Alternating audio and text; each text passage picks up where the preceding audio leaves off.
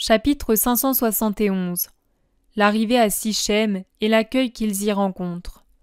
Le 1er mars 1947. Sichem est resplendissante, toute parée.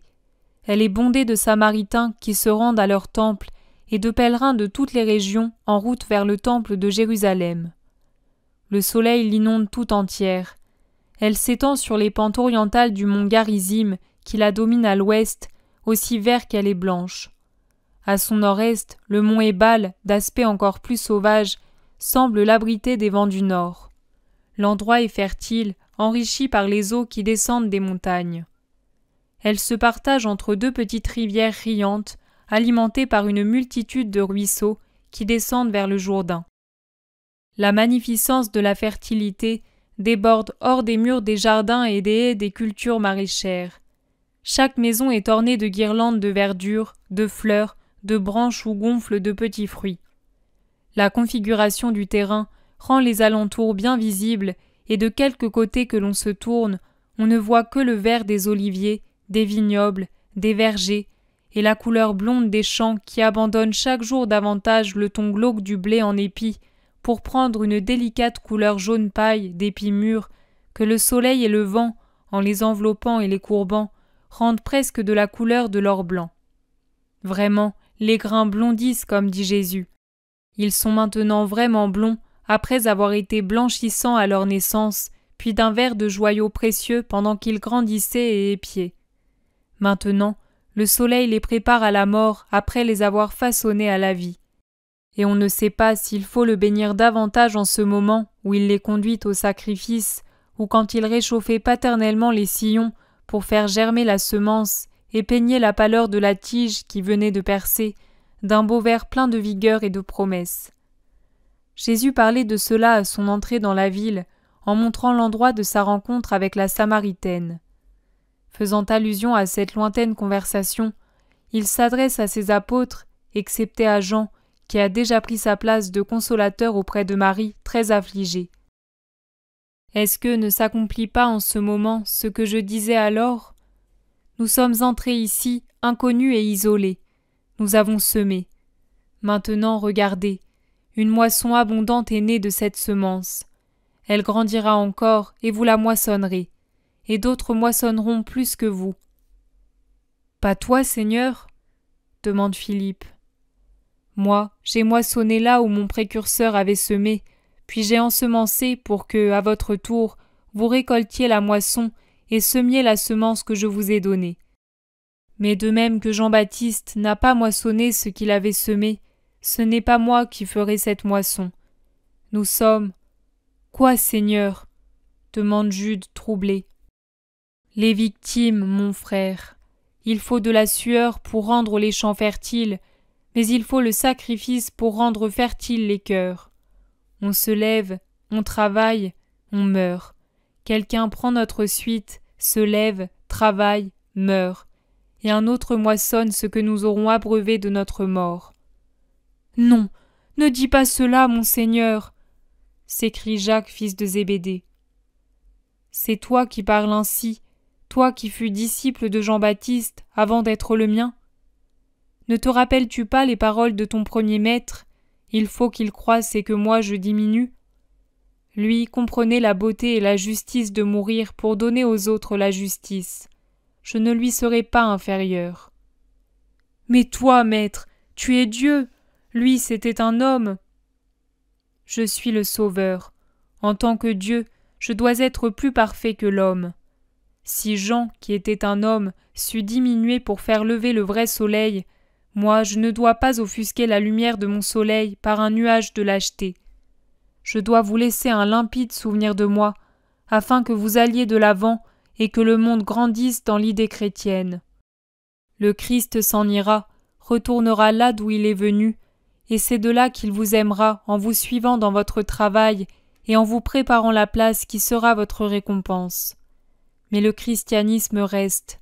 Le christianisme va s'épanouir grâce à mon départ et grâce à celui de tous les hommes qui, sans s'attacher au monde et à la vie terrestre, sauront comme Jean-Baptiste et Jésus s'en aller, mourir pour faire vivre. Alors tu trouves juste que l'on te donne la mort ? demande Judas comme s'il était angoissé. Je ne trouve pas juste qu'on me donne la mort. Je trouve juste de mourir pour ce qu'amènera mon sacrifice. L'homicide sera toujours un homicide pour l'homme qui l'accomplit, même s'il a une valeur et un aspect différents pour celui que l'on tue.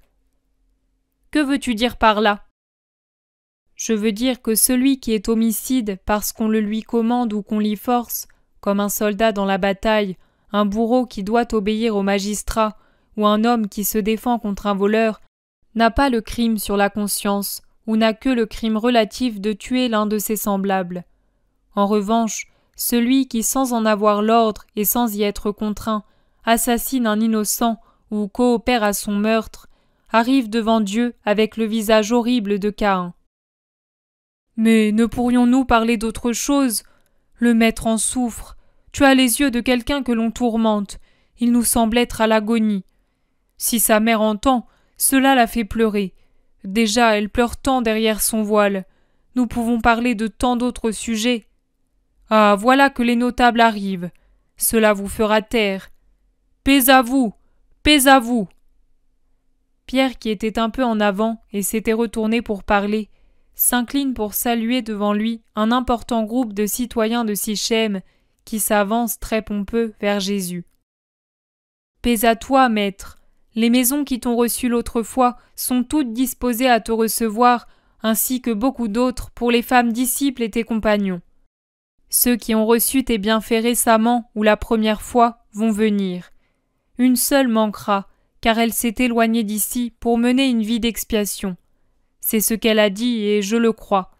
En effet, quand une femme se dépouille de tout ce qu'elle aimait, repousse le péché et donne ses biens aux pauvres, c'est signe qu'elle veut vraiment s'engager dans une vie nouvelle. Mais je ne saurais te dire où elle se trouve. Personne ne l'a vue depuis qu'elle a quitté Sichem. L'un de nous a cru la reconnaître sous les traits d'une servante dans un village près de Fialé. Un autre jure l'avoir aperçue, vêtue misérablement, à Berzabé. Mais leurs affirmations manquent de certitude. Appelée par son nom, elle n'a pas répondu, et la femme s'appelait Jeanne à un endroit et Agar à l'autre. Il n'est pas nécessaire de savoir autre chose sinon qu'elle s'est rachetée. Toute autre connaissance est vaine, et toute recherche est une curiosité indiscrète. Laissez votre compatriote dans sa paix secrète. Réjouissez-vous seulement qu'elle ne cause plus de scandale. Les anges du Seigneur savent où elle se trouve pour lui apporter l'unique secours dont elle ait besoin, l'unique qui ne puisse pas nuire à son âme. Les femmes sont fatiguées. Faites-leur la charité de les conduire dans les maisons. Je vous parlerai demain. Aujourd'hui, je vais tous vous écouter et j'accueillerai les malades. Tu ne restes pas longtemps avec nous ? Ne passeras-tu pas le sabbat ici ? Non, le sabbat, je le passerai ailleurs en prière. Nous espérions t'avoir davantage avec nous. J'ai à peine le temps de retourner en Judée pour les fêtes. Je vous laisserai les apôtres et les femmes s'ils veulent rester jusqu'au soir du sabbat. Ne vous regardez pas ainsi. Vous savez que je dois honorer le Seigneur notre Dieu plus que tout autre. En effet, être ce que je suis ne m'exempte pas d'être fidèle à la loi du Très-Haut. Il se dirige vers les maisons, et dans chacune entrent 2 femmes disciples et un apôtre. Marie, femme d'Alphée, avec son fils Jacques et Suzanne. Marthe et Marie avec Simon le Zélote, Élise et Niquet avec Barthélemy, Marie-Salomé et Jeanne avec Jacques fils de Zébédée.